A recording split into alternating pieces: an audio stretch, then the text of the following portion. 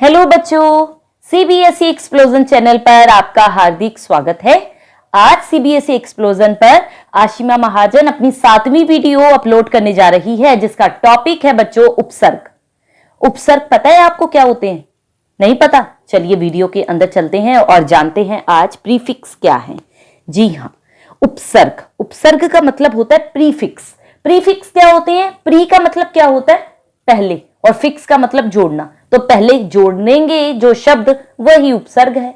यानी कि आपके सामने स्क्रीन पे लिखा है वे शब्दांश जो किसी शब्द के पहले जुड़कर किसी नए शब्द का निर्माण करते हैं तथा उसके अर्थ में परिवर्तन ला देते हैं, उन्हें उपसर्ग कहते हैं। सबसे पहले तो बच्चों मैं आपको यह बता दूं कि भाषा का काम ही क्या होता है? अपने भावों को अभिव्यक्त करना, राइट? और जो भाषा अच्छी तरह से अपने भाव एक्सप्रेस कर पाती है वही भाषा सबसे सफल मानी जाती है। और जो शब्द होते हैं भाषा में बहुत इंपॉर्टेंट जगह रखते हैं, क्योंकि शब्दों द्वारा ही क्या होता है? वाक्य रचना होती है ना? तो शब्दों का महत्व देखते हुए और शब्द भंडार को समृद्ध करने के लिए शब्द रचना एक बहुत ही महत्वपूर्ण प्रोसेस है, प्रक्रिया है।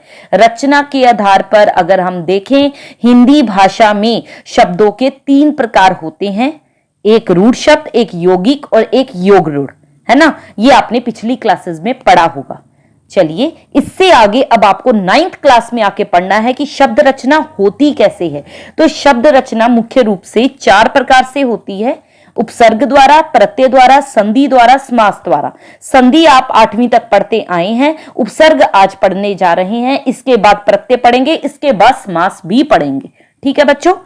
उपसर्ग यानी कि प्रीफिक्स, याद रखिएगा ये शब्दांश होते हैं, शब्द नहीं होते। कोई एमसीक्यू में भी क्वेश्चन पूछ ले तब भी आपका आंसर शब्दांश पे टिक होना, शब्द पे टिक नहीं होगा।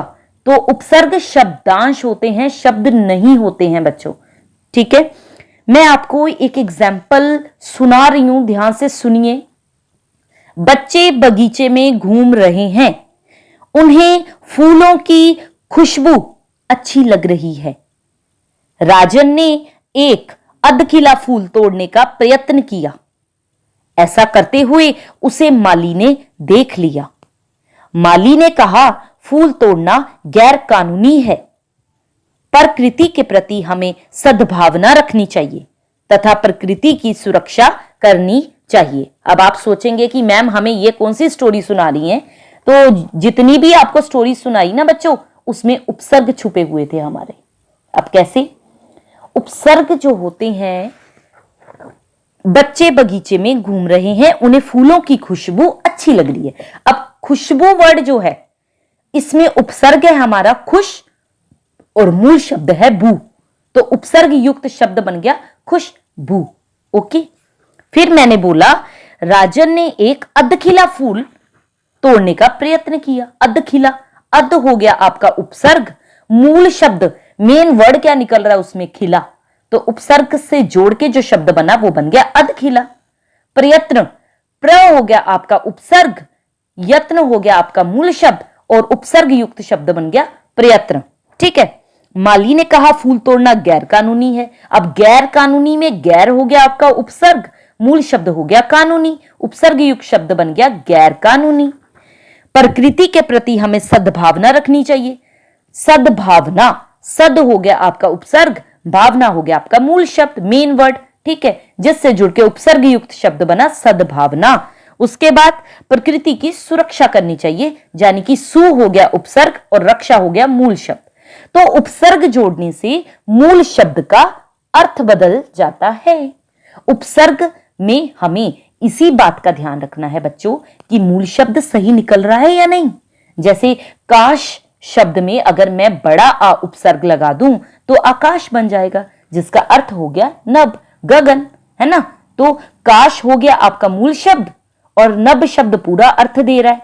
इस तरह सत्य में अगर अ उपसर्ग जोड़ दूं तो बन जाएगा असत्य और उसका मीनिंग ही अलग हो गया, यानी कि झूठ। ओके, चलिए आगे बढ़ती हूं।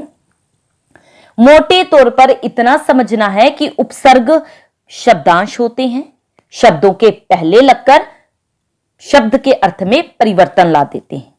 ठीक है, अब बात करेंगे कि हिंदी भाषा में जो उपसर्ग हैं वो कौन कौन से हैं? तो हिंदी में 5 प्रकार के उपसर्गों का प्रयोग होता है।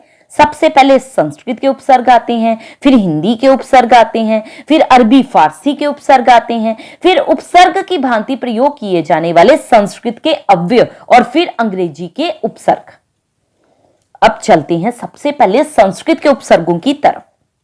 बच्चों, आपको वहां पर यह डिफाइन कहीं नहीं करना है कि यह संस्कृत का उपसर्ग है कि यह हिंदी का उपसर्ग है।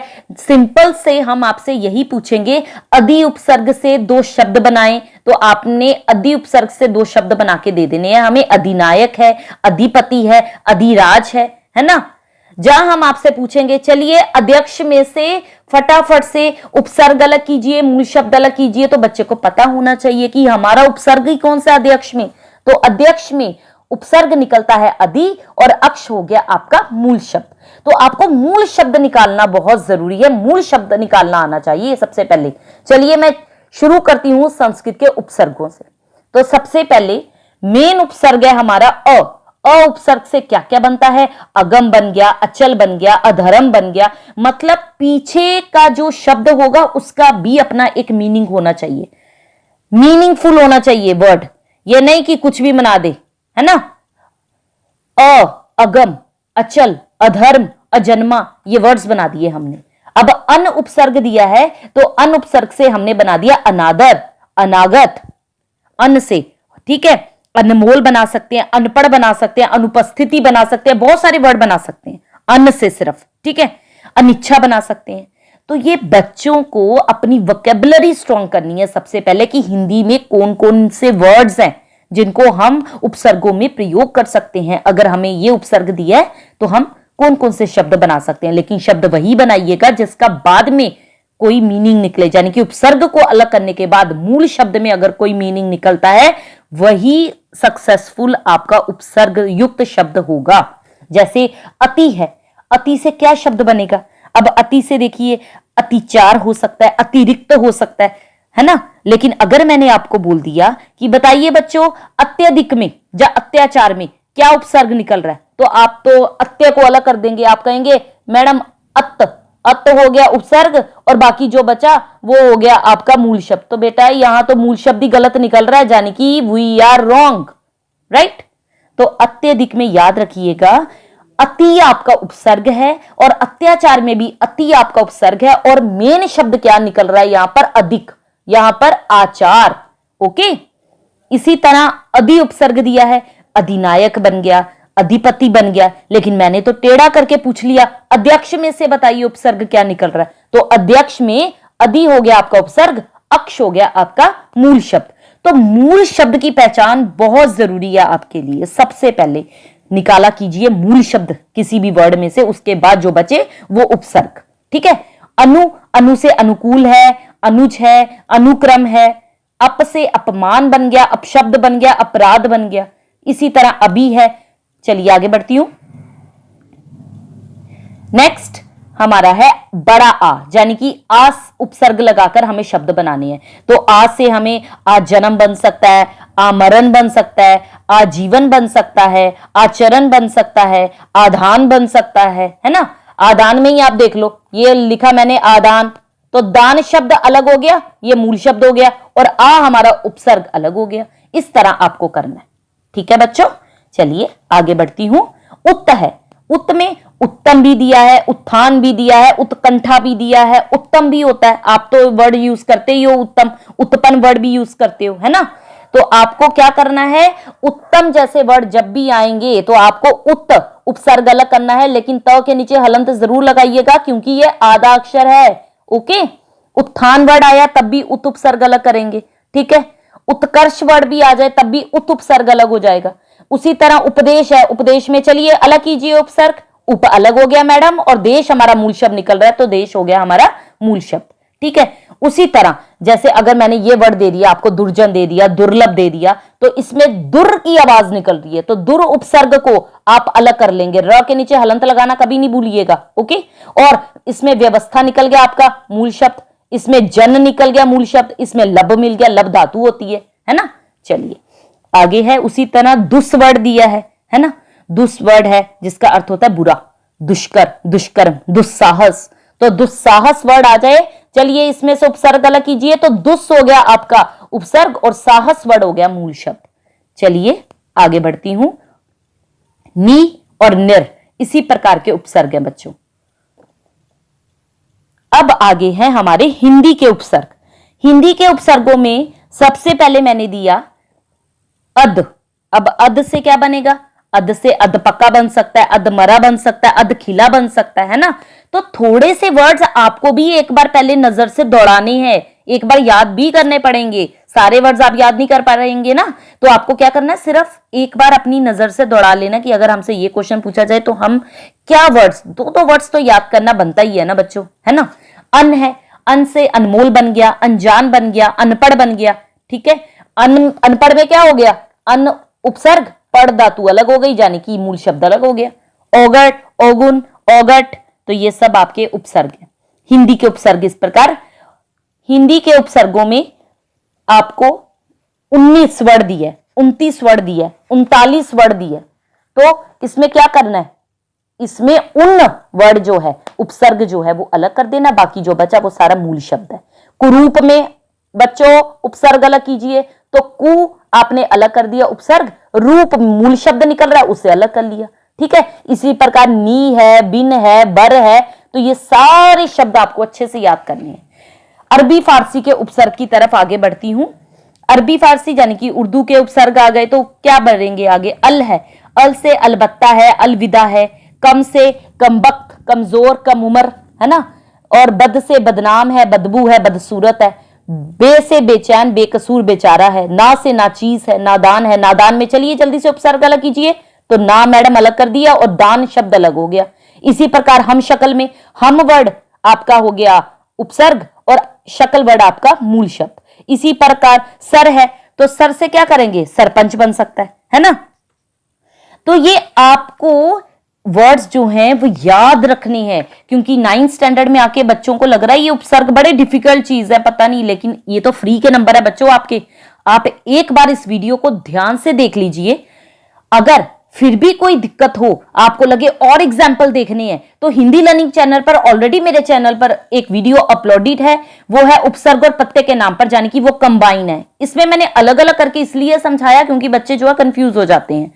तो लेकिन इस वीडियो के डिस्क्रिप्शन में मैं लिंक दूंगी, जो हिंदी लर्निंग चैनल पर मेरी वीडियो अपलोडेड है उपसर्ग और प्रत्यय की। अगर और एग्जाम्पल देखने हैं और प्रैक्टिस करनी है, क्योंकि उसके नीचे मैंने आपको उदाहरण दिए हुए हैं क्वेश्चन पूछकर, उन क्वेश्चंस के आंसर करने हैं, तो आप वहां जाइए, वीडियो देखिए और वीडियो के नीचे जो क्वेश्चन पूछा गया वहां से प्रैक्टिस कीजिए कि आप सही आंसर दे पा रहे हैं या नहीं दे पा रहे हैं। इसके अलावा मैं अपने चैनल पर उपसर्ग की कार्यपत्रिका भी अपलोड करने जा रही हूं बच्चों। उस कार्यपत्रिका को भी सॉल्व करके देखिएगा कि आपको उपसर्ग समझ में आए हैं या नहीं आए हैं। मैं कमेंट बॉक्स में इंतजार करूंगी आपके कमेंट का, क्योंकि अभी तक मुझे नहीं लगता आप लोग मेरे साथ इतने फैमिलियर हो पा रहे हैं। तो मेरे साथ फैमिलियर होने के लिए आपको मेरी हर वीडियो सुननी पड़ेगी। ओके बच्चों, हिंदी लर्निंग चैनल से भी जुड़े रहिए ताकि आपकी आने वाली हर वीडियो की नोटिफिकेशन आपको जल्दी से जल्दी मिले और आपके अभ्यास में बहुत ही आसानी हो जाए हर चीज में, क्योंकि वहां प्रैक्टिस सेट पेपर दे रखे हैं, वहां पर मैंने हर कार्यपत्रिका दे रखी है, वहां पर हर ग्रामर का टॉपिक दे रखा है, हर ग्रामर के टॉपिक के साथ गूगल फॉर्म टेस्ट भी दे रखा है। चलिए आगे बढ़ती हूं इस वीडियो में। अब हम बढ़ते हैं आगे उपसर्ग की तरह प्रयोग होने वाले संस्कृत के अव्यय, है ना। अब संस्कृत के अव्यय कौन से होते हैं? जैसे चिर वर्ड है, इसे हम चेंज नहीं कर सकते, चिर वर्ड को चेंज नहीं कर सकते, अलम वर्ड को चेंज नहीं कर सकते।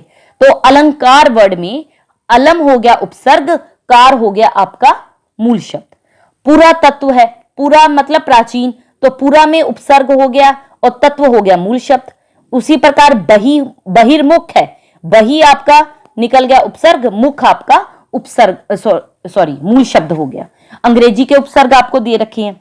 असिस्टेंट वर्ड आपको अगर दे दिया जाए तो आप बना सकते हैं असिस्टेंट पोस्टमास्टर, असिस्टेंट टीचर ही बना सकते हैं, असिस्टेंट अकाउंटेंट बना सकते हैं, असिस्टेंट मैनेजर बना सकते हैं। तो आपको पता है इसमें उपसर्ग अलग करना है, प्रीफिक्स अलग करना है। प्रीफिक्स है ही क्या? असिस्टेंट है, बाकी पीछे का वर्ड तो अपना मूल शब्द है ही है।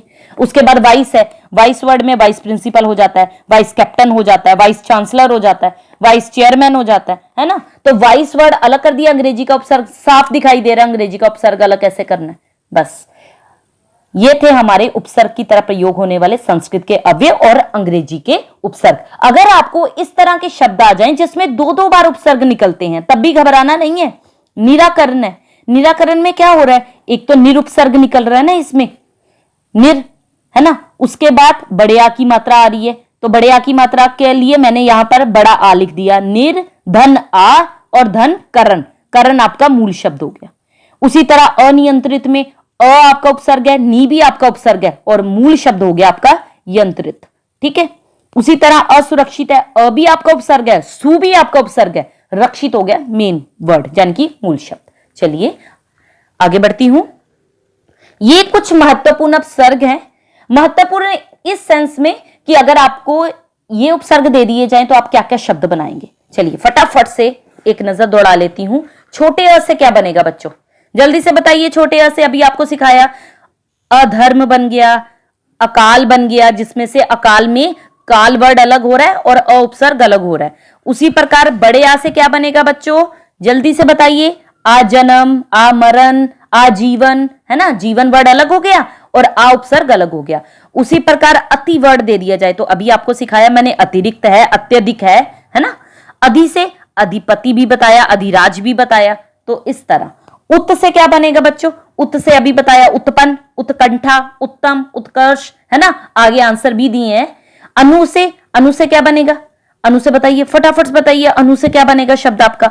अनु से आपका बन सकता है अनुज, अनुज, है ना। ज का मतलब क्या, आप बोलो मैडम ज क्या होता है, तो ज का मतलब होता है उत्पन्न हुआ। अनुकूल वर्ड बन सकता है, अनुमान वर्ड बन सकता है, अनुवाद ही बन सकता है, और तो और छोड़िए, अनुमान बन सकता है। ठीक है। उसके बाद है अभी, अभी से क्या बनेगा बताइए जल्दी से। अभिनव, किसी का नाम, आपके फ्रेंड्स का ही नाम होता है अभिनव, है ना। अभियोग, अभिनय कर रहे हो, है ना, अभिशाप, ये सब। अव से क्या बन सकता है जल्दी से बताइए, अव से क्या बनेगा, अवशेष बन सकता है। अवशेष में से मैं बताऊं, मूल शब्द अलग करो तो शेष वर्ड अलग हो गया और अब आपका अलग हो गया। अवकाश, छुट्टी लेते हो आप, अवकाश, काश वर्ड अलग हो गया, अब अलग हो गया। उसी प्रकार सु है, सु से क्या बनेगा, सुपुत्र, अच्छा पुत्र, आप अच्छे पुत्र बनो, है ना, तो सुपुत्र, तो सुपुत्र हो गया। सुशील किसी का नाम होता है, वो बन गया। उसके बाद सम है, तो सम से क्या बनेगा, संगति बन गया, सम्मान बन गया, संवाद बन गया। मैं अभी संवाद ही कर रही हूं आपके साथ, तो संवाद में याद रखिएगा, जब भी ऐसा कोई वर्ड आ जाए संवाद, उसमें क्या करना है, सम उपसर्ग अलग करना है, यानी कि म के नीचे हलंत लगा देना है, सम उपसर्ग अलग हो जाएगा और मूल शब्द निकल जाएगा बात। इसी तरह और भी उपसर्ग मैंने आपको दिए हैं। आगे बढ़ती हूं। ये बच्चों मैंने आपको एग्जाम्पल लिखकर दे दिए किससे क्या बनता है, आप देख लीजिएगा ध्यान से। ठीक है। इसके अलावा उपसर्गों का एक मैंने चार्ट दिया है, जिस चार्ट में मैंने सिर्फ उपसर्ग निकाल के दिए हैं आपको, ताकि उपसर्ग आपको ध्यान में रह जाएं कि कौन कौन से उपसर्ग होते हैं, क्योंकि बुक्स में तो बहुत सारे दिए हैं और बच्चे भी कंफ्यूज हो जाते हैं कि हम कौन कौन सा पढ़ें। तो फटाफट आपके सामने वर्ड है, वर्ड के सामने पढ़िए उपसर्ग कौन सा है, बस याद रख लीजिएगा कि उस उपसर्ग से शब्द भी कौन सा बनेगा। ठीक है बच्चों, जल्दी मिलती हूं आपको एक नई वीडियो के साथ। Till then goodbye students.